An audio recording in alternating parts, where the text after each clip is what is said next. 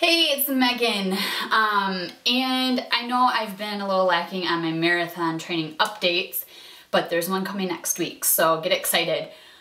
In the meantime, I've had a lot of people ask me about my running coach, and so I thought that I would do a vlog based on what it's like having a running coach. Mine is Coach Brian from digitalrunning.com.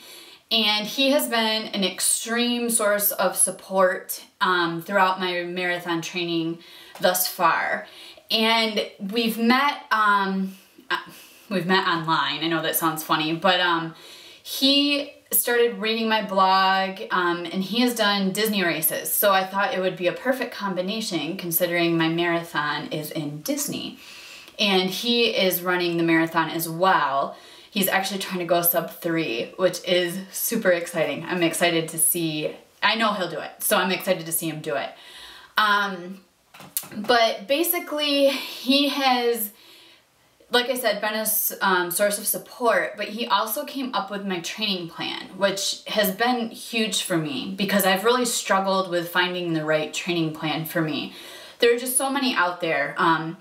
Jeff Galloway, Hal Higdon, Runner's Coach, through Runner's World, Smart Coach, excuse me, through Runner's World, and a zillion others. And I've tried other ones and just couldn't find my groove. And so what Coach Brian did is he asked me a series of questions, everything from how many miles I'd been training, what my paces were, what my diet's like, just lots of questions, medical history, which I thought was really neat that he asked that, and what my plan was for the marathon. And he basically created a training plan for me. It was about 16 weeks in length, started about mid-August, and we started building up my mileage, my base mileage, and he put my races in there. He knew what my race schedule was, and my race schedule included 2 half marathons, well, 3 half marathons with the Disneyland. And he told me not to add any more races in. And at first I was a little bummed. I'm like, what if I find this race? And I am so thankful that he knew what he was doing. And he said, nope, no more races. Let's just focus on you finishing the marathon. And so we've increased my mileage. He's thrown speed work in, which at first I was a little scared of, but it has truly made me a faster runner. And I'm very, very thankful for that as well. So we have 4 runs a week now. There's 2 easy runs. One is an easy run before the long run and a source of speed work. And with my 2 PRs, one at Disneyland and then again at Grand Rapids Half Marathon, he's actually sent me new training plans with faster speed work, which has been really fun. We're working up my long run mileage right now. This next week I will be at 18 miles for my long run. And not only has he created my training plan, I've been able to email him or call or text him with any questions that I have. Now I'm going to put a little side note here. I have not utilized him nearly to the extent that I should be, primarily because I have been so extremely busy.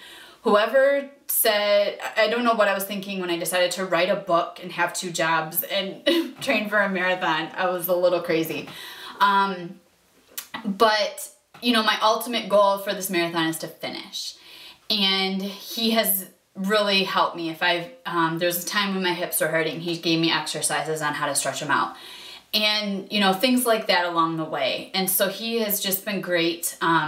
He doesn't really know it yet. He's going to find out now that I'm already looking at a 2nd marathon. I know, I haven't even finished my first. I'm already looking at a 2nd. And I'm hopefully going to be looking to him for some more guidance and a training plan so that I can hopefully hit a time goal. Do I have a time goal for the Walt Disney World Marathon? Yes, but I am in no way going to be upset if I miss it because my ultimate goal is to finish. So, you know, with the 2nd marathon, maybe I'll have a little bit more of a time goal in mind. But he's just been great. I actually get to meet him in January, which I'm very excited about, and I encourage all of you to come as well. Saturday, January 12th from 4 to 6, we will be at Downtown Disney, and I'll leave the link for the event. And I'm excited. It's going to be with his Digital Running Club, which is a great club. They do a lot of Ragnar relays. Actually, I think they do all of them.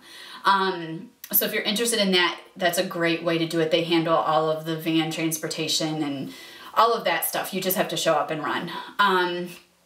And so he does a lot of those, and they're also going to, Krista and I will be there and available to sign our book if you're at all interested. But as for, my thoughts on the running coach, I think that if you have a specific time goal in mind or you need that extra support, I highly encourage you to look for one. Now, I'm using one that is far away from me. He lives in Florida, I live in Michigan.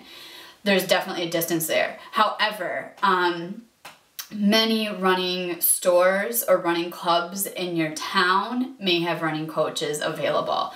So by all means, utilize those. I live in a very, very small town where that just isn't feasible, but I know that a larger town about 60 miles away has a lot of running clubs, and I know that they've got some great resources. So contact a local running store, contact some running clubs, and I'm sure that you can find a coach. There are a lot online. Make sure you do your research though. You don't want one who doesn't have any background in it.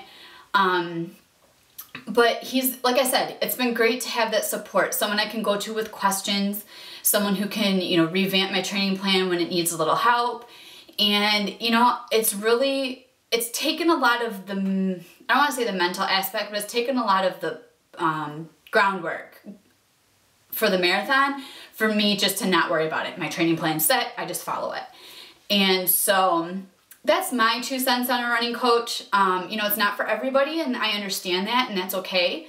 But, with something as big as my first marathon, I knew I was going to need a little support. So I'm excited to share with you how it all goes. After my 16 miler and my 15 miler before that, and working up my base, I don't have a doubt in the world that I'm going to finish it, which I think is huge. Going into the marathon knowing that I can finish it. If it means, if something happens and it means I have to walk a little bit. But hopefully I'll be able to run the whole thing, and I will be able to finish with a smile on my face, and like I said, share it all with you.